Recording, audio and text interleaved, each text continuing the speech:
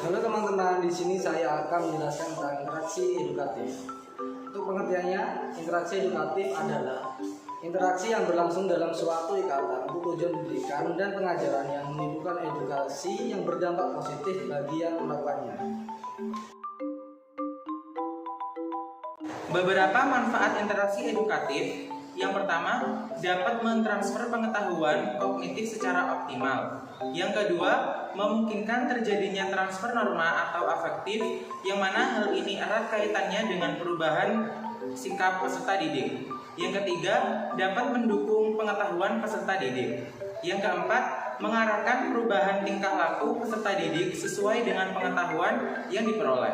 Yang kelima, menciptakan relasi atau hubungan antara peserta didik dengan pendidik untuk mengetahui kebutuhan dari peserta didik dalam proses pembelajaran. Ciri-ciri interaksi edukatif.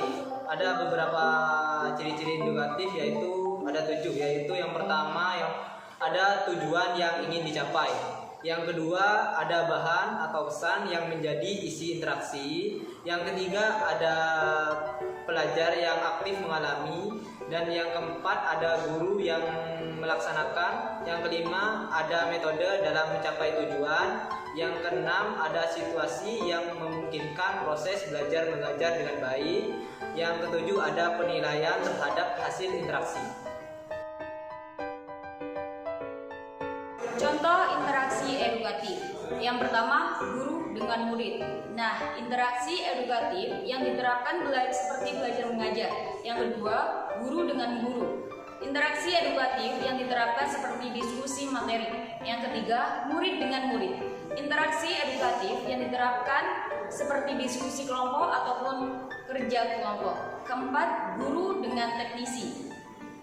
Interaksi edukatif yang diterapkan seperti meminta bantuan untuk memasangkan proyektor. Kelima, murid dengan teknisi. Interaksi edukatif yang diterapkan seperti meminjam proyektor. Nah, teman-teman, berikut merupakan salah satu contoh interaksi edukatif antara pendidik dengan peserta didik dalam program kesetaraan paket B. Pembelajaran kita kali ini kita akan membahas tentang konsep pengukuran satuan baku dan satuan tidak baku. Tujuan dari pembelajaran kita kali ini untuk membedakan seperti apa satuan baku dan satuan tidak baku tersebut. Nah, untuk prosedur kegiatan kita kali ini, setelah saya menjelaskan materi tersebut, saya akan mengadakan sesi tanya jawab yang akan dilanjutkan dengan sesi kuis. Untuk yang pertama adalah pengertian dari pengukuran. Untuk Mbak bisa dibacakan? Baik. Pengukuran mengukur merupakan kegiatan penting dalam kehidupan dan kegiatan utama di dalam IPA. Mengukur merupakan kegiatan membandingkan suatu besaran yang diukur dengan besaran sejenis yang dipakai sebagai satuan yang digunakan sebagai patokan. Nah, untuk penjelasan dari pengukuran ini tersebut, untuk membandingkan suatu besaran yang diukur dengan besaran yang sejenis yang dipakai sebagai satuan yang digunakan sebagai patokan. Sampai di sini, Pak? Contohnya, nah berikut merupakan contoh satuan baku. Coba dibaca.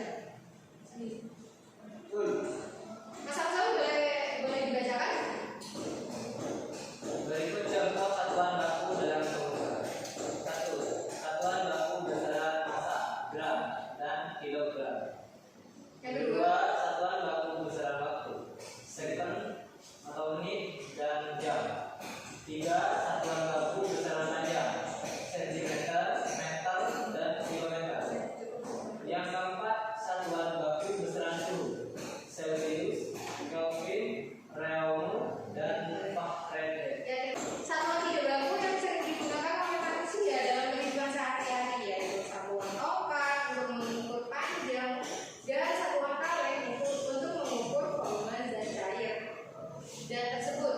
Nah, ada pun contoh dari satuan baku, Mas Zamraji boleh dibacakan? Ada pun 5 contoh satuan tidak baku sebagai berikut. Yang pertama, patok untuk mengukur luas, jengkal untuk